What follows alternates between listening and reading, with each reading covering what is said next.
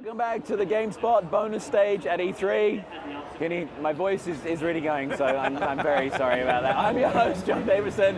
You can follow me on Twitter, where you might be able to understand what I'm saying better, at JWH Davison. With me for this segment is GameSpot's Sean McInnes. Hey, folks. And Pete Hines from Bethesda. Thanks for being on. My voice is in much better shape than yours. Yeah. Okay, so you guys are having a pretty good show. So far, so good. Although your booth is just like a big box.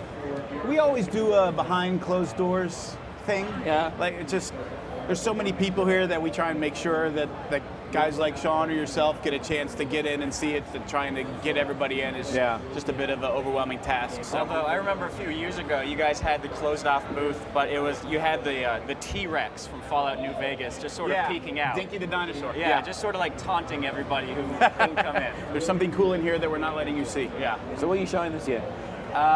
We have 4 things this year, in no specific order. We have, behind even more closed doors, we have Dawnguard, which is a DLC we just started talking about last week. It's coming out June 26th for Xbox 360, so giving some folks a chance to play that. We have Doom 3 BFG Edition, so the remastered version we're doing for 360 and bringing it to the PlayStation 3 for the first time. We're showing Elder Scrolls Online, the MMO we just announced in May, and Dishonored, the game we've been working on with Which Arcane. we just gave you an award for. We just got my award on my badge, wearing it proudly. Which is it's got great buzz, and we really hadn't had a chance to show it to everybody because we announced it after E3 last year, and so there's so many folks who, had seen the videos or read the articles but hadn't seen the game, and the reaction's been great. So are there lines into your booth as well, or? There's lines around them, for people like trying to get swag and stuff like that. Okay, but it's not like you don't have a theater or anything? No, we don't have. Well, we have a theater, but if you don't have appointment, you're not getting in, so there's no point in queuing up. So it's not like the Halo thing over here is insane. Have you seen it? I'm not a big come stand in line for 3 hours. We do that stuff at PAX, but even there, I just feel really guilty. 4 hours to wait to see something, it just seems a bit egregious. But I mean, I guess if you really want to play it, then go right ahead. So reception on Dishonored has been phenomenal. It's been terrific, yeah. Really, really pleased. I mean, those guys have been busting ass for years now, and it's different, right? I mean, you guys know Harvey and Roth. They've been around for a while, and they come from the old school, Deus Ex and Dark Messiah and all that stuff. So for them to kind of get to make their dream game, and we gave them a lot of latitude to make the game you wanted to make, and then to have them see everybody react so positively to it, the simulation aspect, getting to play it stealthy or sort of full on massacre everybody and exploration and all. I think it's really reaffirming for them, and obviously very exciting for us that people are so into it. So it just occurred to me, it didn't occur to me before you and I agreed to do this, that you are sitting between the 2 people that do our most successful show on GameSpot, which is actually a Skyrim show. So it's every other week now we do the top 5 Skyrim mods of the week, and the reaction is just phenomenal. It's crazy. It's blown my mind just how successful it's been. And people super passionate about it. I mean, it started out we were looking at the Steam mod thing, and just people seem to be really into it. So we're like, let's do a video and just play them and talk about it. But did you guys anticipate the degree to which people would be into that thing? No, not really. Even though we've been doing mod stuff now since back in Morrowind, that's a community that we have continually fostered through Morrowind, Oblivion, Fallout 3, Fallout New Vegas, and Skyrim. That's a big thing that we do for the PC crowd.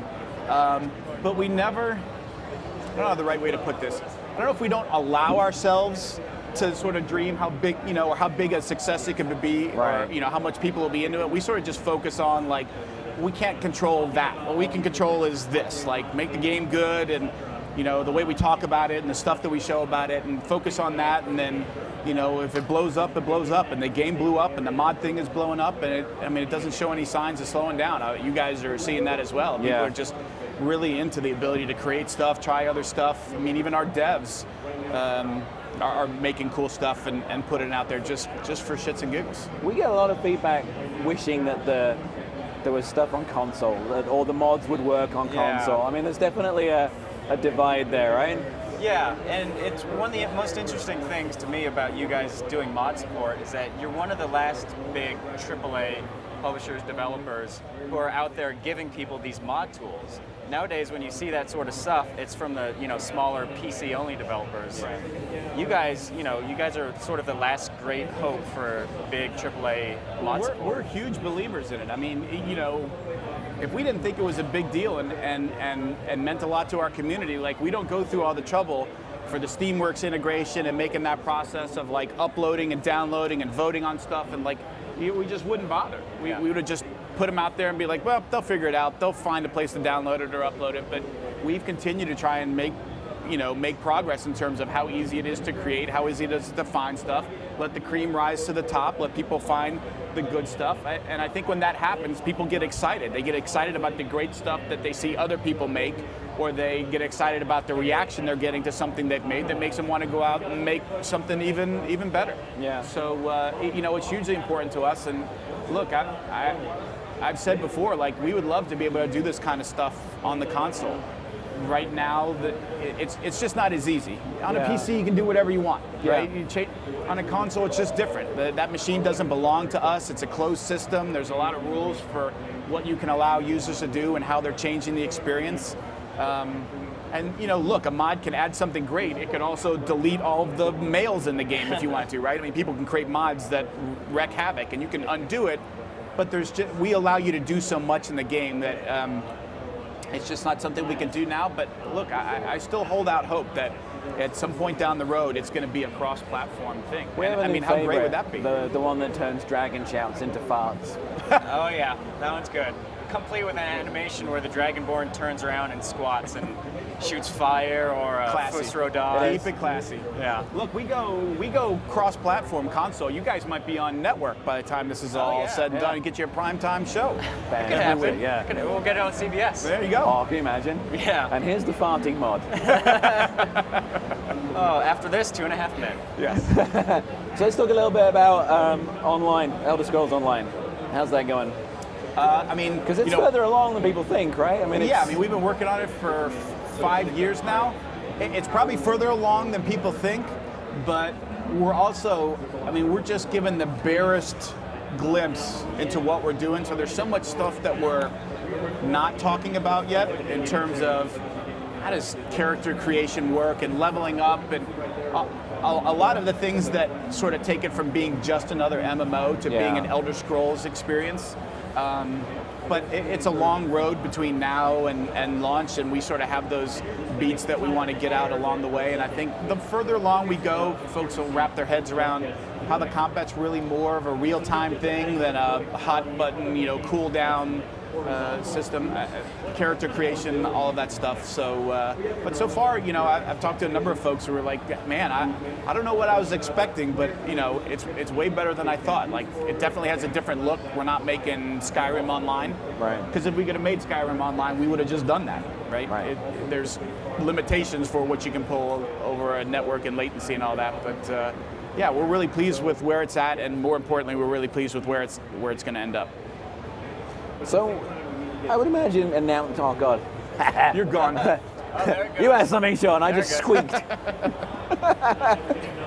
So, I think it's interesting because Elder Scrolls is one of those series where people play these games for wildly different reasons. Some people are in it for the story, some people are in it for that, hand-to-hand, moment-to-moment combat. And then you have people like me who are in it for just to get purely lost in the world, wander around, not really do anything of tangible importance, but just get lost and discover things out there. And an MMO is tricky in that way. And granted, I'm not much of an MMO expert, because traditionally these are game worlds where it's not as dense with exploration. It's more about, teamwork with people. So it seems like it's tough taking why people love these traditional Elder Scrolls games and adapting that to an MMO. Yeah, I mean, your point is a good one, although all of the stuff you said goes back to one thing that we always come back to with the Elder Scrolls, which is be who you want, go where you want, do what you want, right? That sort of wraps all of that, everything that you said, up into one simple statement. And that is probably the most important thing that we are trying to make sure we keep in the MMO. Because to your point, like, what does the dialogue look like, or the combat? Like, well, even that stuff changes between Morrowind to Oblivion to Skyrim, how we do it, how we treat it. But the bigger thing is, like, do you still get that sense of, I'm just going that way? Yeah. And I'm going to find stuff to do, and I'm going to have fun doing it, and then I'm going to head off in some other direction. And that's really the core element that we have to make sure we have in the MMO. And so, one of the things that you've seen the demo, that the idea of the compass, and the idea that I just walk out and stuff pops up on my thing like, hey, there's something to do over here, there's something to do over here. It's not about, you got to go to town, you got to find all the quest givers in town, only they'll give you the quest to go find the cemetery to do the thing. If you find the cemetery first, you got to go back to talk to the guy before you. We sort of gotten rid of all of that, and like if you find a random location, that quest starts there, that quest ends there. You still have somebody in town who will go tell you about it if you go into town. But we want to reward, like if you're just freeform exploring, you're going to find stories, you're going to find quests like right there where you are, as opposed to, sorry, you got to go back to talk to the guy to get the. We want to get rid of all of that and get back to just explore the world, find stuff to do, play by yourself. If you run across a dude, you can help him. Another thing that comes up all the time in MMOs, somebody's fighting something, and then like you're running by and you go to help that guy out, but then like he doesn't get as much experience because somebody else helped him, and so you just screwed him by helping him. Right. We're doing away with all that stuff. You help anybody, you both get the full reward. So the whole idea is like let people play socially if they want to. You don't have to partner up and talk to each other. Like you see somebody fighting and it looks like his health bar is getting low, go help him kick the ass of whatever he's fighting, and that thing's dead, and you both get rewarded, and everybody's happy, and off you go. Like, we want to try and get rid of some of those conventions that I think have gotten in the way of people wanting to play an MMO, right, or the way they think about an MMO, real-time combat, all of that stuff. I think together, once folks see it and play it, and obviously, the great thing with an MMO is we'll be going into beta, and millions of people are going to get to sign up and play for themselves and see what it feels like. And that, that's really for us the most important thing, is to educate them. But, once we get them into the beta and they get to play the game, I think they'll see that. I think they'll see the ability to do what you're talking about, which is I want to go do this, I can. I want to go do that, I can. It's really, really up to me. All right. Because what we want to do is pile up lots of meat. Yeah. And then fart on it so that it flies across the map. Yeah. Which we did last week on the show. People loved it. So how's Dawnguard been for you in terms of the reaction? Because, like I said, Skyrim is one of those hugely massive games that you can just get lost in and spend so much time in. The idea of introducing DLC into this, it's almost like adding, another candle onto a giant birthday cake. Yep. It's definitely daunting for a couple of reasons. One is because it's got to fit wherever you are in the game. It's got to fit naturally into that experience. It's not if you're level 40, this is now open for you to do. Like it's in the game and it works, whether you're starting or you've been playing for 200 hours. And it also has to feel both familiar but very different. If we're just giving you another 20 hours of stuff that's kind of like what you already did, like why would we have made you wait 8 months for that? So my take off of all the folks that have played it at E3 is lots of folks saying it almost doesn't look like Skyrim. Like it almost looks like a different game because they're playing as a vampire lord, and they turn into a cloud of bats that flies across the map and reforms into a there's just so much other cool stuff that is very different than what you saw in Skyrim, that it is a very different kind of experience, whether you're playing as that vampire lord or whether you're fighting it. Lots of little stuff in there that tweaks, and now werewolves have their own perk tree and stuff like that. But as a self-contained thing, it's really big. It's very meaty. A lot of cool stuff, both to play and then for you guys from a mod standpoint, like just dumping a ton more stuff. Like here, go nuts with all this stuff. I think it's gonna be great. That horse will be very useful. Yes. The spectral horse. Yep. Oh yeah. We like griefing horses. Yep. That one's good. So let's talk about Dishonored, because that's a game that I got to see a few weeks ago back during the pre-E3 week, and it seems like it's filling an interesting niche in this sort of stealth action genre, which is it's traditionally a genre where you're deceiving your enemies by hiding in the shadows and just pretending that you're not there. Right. Dishonored is a game where you deceive guys by getting up close and personal in their face. Yep. You take over bodies, you pretend to be other people, you do all this stuff. What sort of gap do you think this game fills in? It does a couple of things. I mean, again, to your point, for the most part, I'm making a generalization here. For the most part, the stealthy kind of stuff you've seen. I mean, the dominant player in that area right now is Assassin's Creed. Right. Very beautiful visually, really amazing animation stuff, moving through crowds of people and how all that stuff works. Dishonored is at the other end of that in terms of the vibe you get. It's a very different world. It's got this steampunk vibe. There's a terrible plague going around. There's dead bodies and weepers. The steampunk vibe you get out of like the guards and the tall boys. And it is very much, instead of moving through a crowd, it's more like desolation and like moving through areas where there is nobody, and deciding how you're going to move through that. Are you going to use straight up stealth and some of the gadgets and weapons? Are you going to use your supernatural powers to blink to different locations? Or the simulation aspect, I think, is another one that's very different. You know, a lot of the other games out there it's pretty basic, the stuff you can do. I do this, I do this, I do this. And not that there's anything wrong with that. So simplicity is key in any gaming experience. But there is also a void to fill there from a simulation standpoint. And all the stuff that we found people trying to do in the game that nobody ever intended.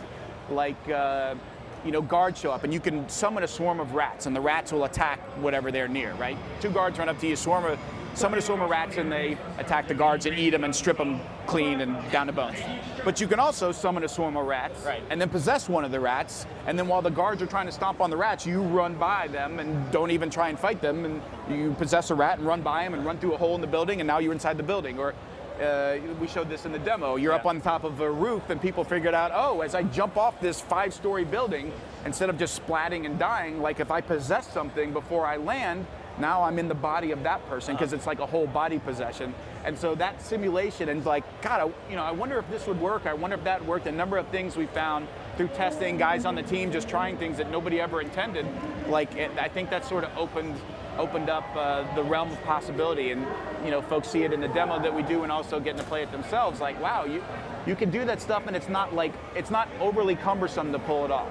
The controls are pretty simple. We don't overwhelm you with too much stuff that you have to do in control. So I do think it sort of fills a niche and a need, and it's a kind of game that I don't think a lot of folks have seen or played. Yeah, and it seems like E3 has been a really interesting turning point for that game, because, and this is in my experience at least talking to some of the other editors who hadn't seen the game before, which is that they've seen the art style. They know that game looks really interesting, but reading about it and hearing the sort of hearsay about it, you don't really get a great sense of it. But once you guys demo the 2 different versions of that game, the stealth and the messy, violent style, it seems like that's when it really clicks. The light goes off and people get like the sort of the realm of possibility, like all the way from, you can go through the game and literally kill nobody, or you can go through the game and kill absolutely everybody, and the game will be different based on those things, and you get different ending and different experience. But again, it goes back to something that Bethesda's kind of known for, which is player choice. How do you want to play the game? How do you want to handle this situation? Do you want to go off and do side quest stuff? Do you want to help the innocent? Do you want to kill that guy? Do you want to make it look like an accident? Or do you want to actually do the really clever thing and get him in trouble for the corrupt stuff he's been doing, and now he gets, he goes from his, he doesn't even get the luxury of being dead. He's got to suffer working in his own mines, or, some terrible existence that's worse than death. That's up for the player to find those options and to decide how they want to handle each situation. And I think that's why it's been getting such a good reaction here. It's great to get it in front of everybody, like you can do at E3. And yeah, we're really pleased that folks are reacting as well as they are. So Dishonored was one of our 12 best of E3. That's all we've got time for, I'm afraid. Thank you very much for coming by. Hines from Bethesda, Sean from GameSpot, thanks very much. We'll be back.